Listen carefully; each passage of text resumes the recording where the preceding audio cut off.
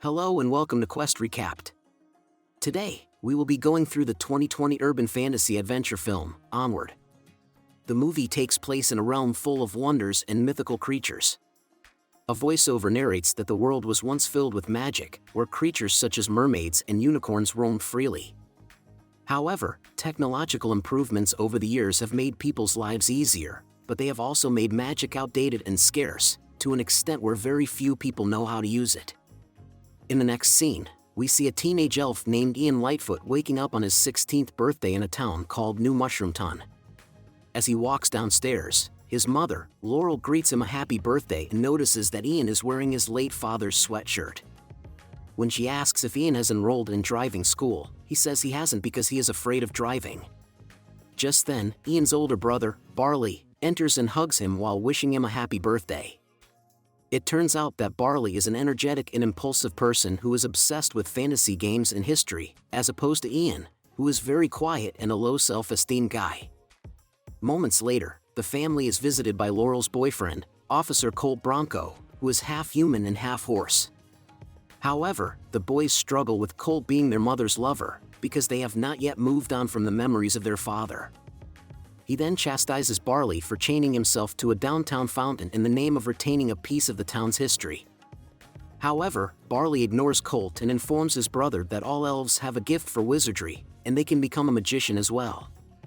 But Ian believes that all of this is a waste of time, so he takes up the bag and heads to school. On the way to school, Ian stops for breakfast, and he runs across his father's friend.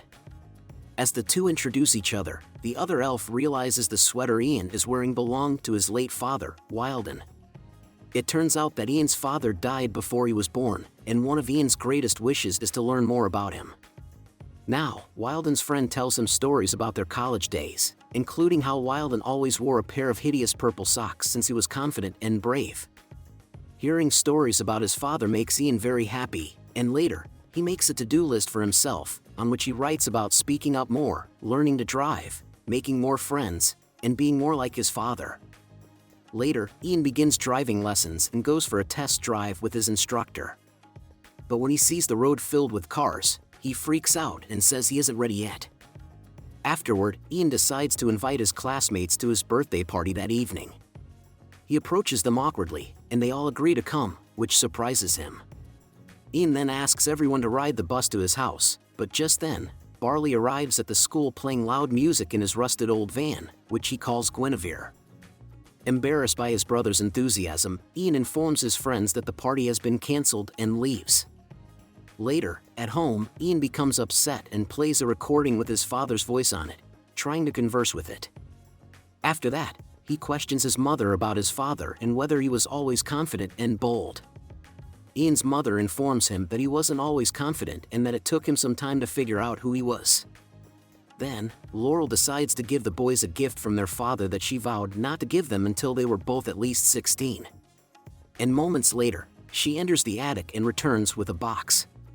When Ian and Barley open the package, they discover that it contains Wilden's wizard wand. Laurel, on the other hand, had no idea her husband was a wizard or how to use magic. Along with the wand is a note from Wilden to his sons, stating that even though wonder has disappeared from their world, there is still a little magic in them. He has left them with a visitation spell, which will resurrect Wilden for one day.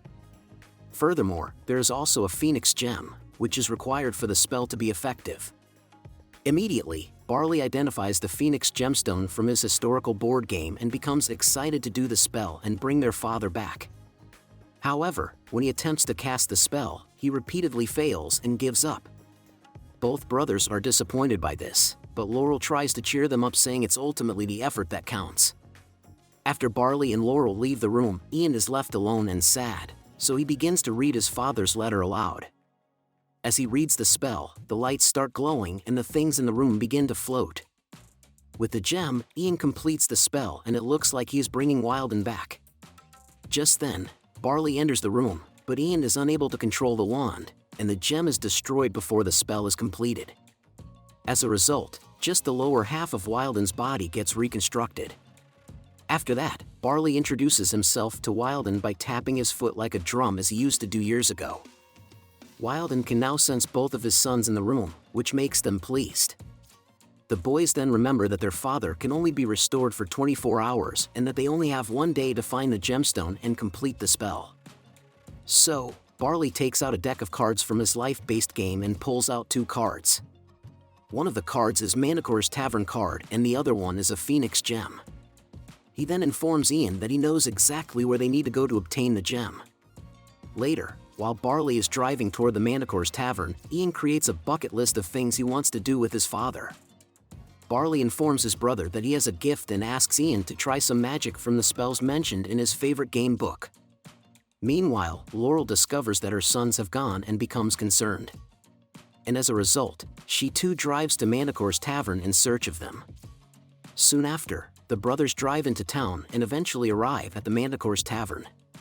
It was once a gathering place for daring fighters, but now, it is converted to a family restaurant operated by a Manicore named Corey. Then, the brothers ask her for the map, but Corey refuses because the journey is too dangerous and she cannot let them go. After arguing with Ian about the map, Corey drives the customers away and sets fire to both the restaurant and the map.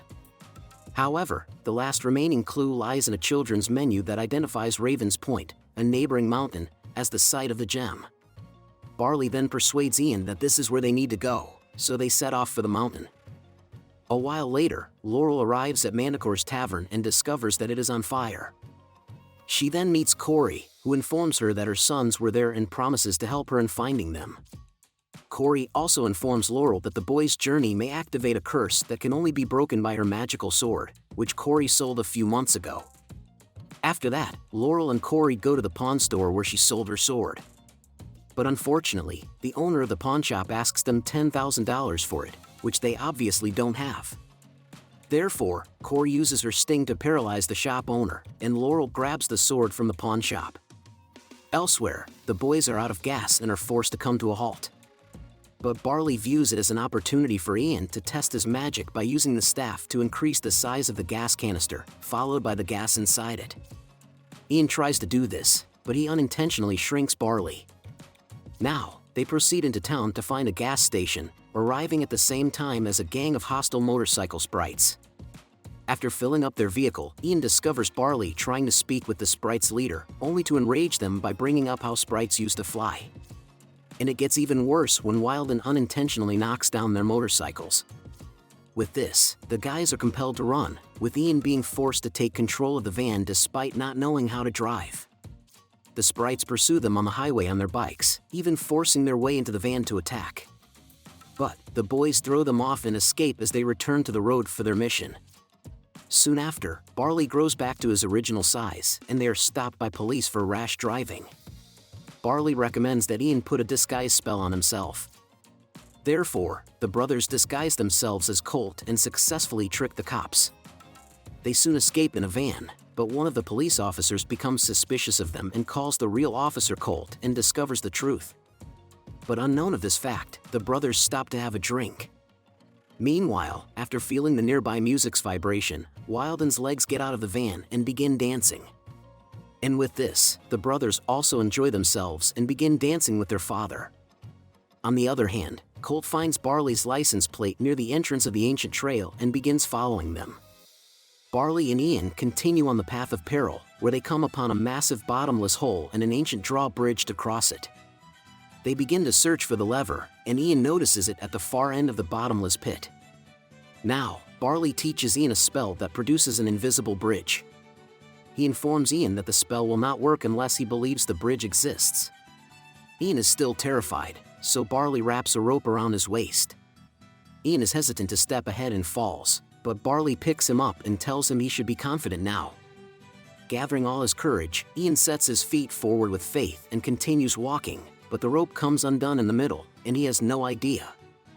But when he gets closer to the edge, Ian looks back and notices that the rope is not attached, so he becomes terrified and begins to fall.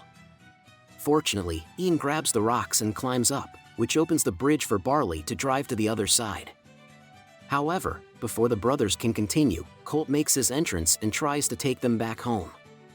To avoid Colt, Ian speeds away with the van. But Colt's backup team arrives and pursues them. Barley requests that Ian execute a powerful spell that will force lightning to strike and a landslide to obstruct the police officer's path. And when Ian fails to cast the spell, Barley is compelled to sacrifice his beloved Guinevere van, causing a landslide that blocks the officer's path. Now, when the brothers get to Raven's drawbridge, they uncover a slew of Raven statues that appear to guide the way to the stone. Once again, Barley convinces Ian that they should stick to the statues and avoid going to the mountain. Ian hesitantly accepts, and they continue. Then, the brothers follow the trail into a cave and a river that lies beneath them. On the way, they avoid an array of traps, including a sticky cube that dissolves anything it comes into contact with. However, at the end of the river, the boys find themselves in front of Ian's school in Mushroom Ton. Ian is irritated that they are back where they started and rants at Barley, calling him a screw-up who spoiled his chance to have the one thing he never had. He then begins to walk away with their father's lower half. When Ian is alone, he starts rereading the list of activities he meant to accomplish with his father on their day together. He begins to check off the items that he believes he will not have time to complete. But just then, Ian realizes that he has completed every task on the list alongside his brother, who has been his father figure throughout his life. Meanwhile, Barley looks for the gemstone everywhere near the high school until he comes across a historical fountain. He sees a spot to fit the stone they previously found, implying that the Phoenix gem has been hiding in the fountain the entire time. Barley inserts the stone and discovers the gem, but unintentionally sets off the curse. Suddenly, a red mist emerges from the fountain and starts tearing bits of the school's structure off in the form of a dragon's body. After that, Barley, who holds the precious gem, is pursued by the dragon. Just then, Corey and Laurel show up and start fighting the dragon. While Laurel tries to buy them some time to perform the spell, Ian uses his newly taught spells to battle the dragon. Now, they try to completely bring Wilden back with the gem and wand, but the dragon stands up and begins to move forward. At this point, Barley advises Ian to stay with his father and take his last chance to get to know him, but Ian responds that he had a father figure for the entirety of his life, which is Barley. So Ian decides that Barley should go and meet Wilden to properly say his goodbyes. Following that, Barley heads toward his father, while Ian holds off the beast dragon long enough for Laurel to destroy it. And after the beast is destroyed, Ian observes barely sharing his last moments with their father before the sun sets. Barley hugs his father, who then vanishes once again.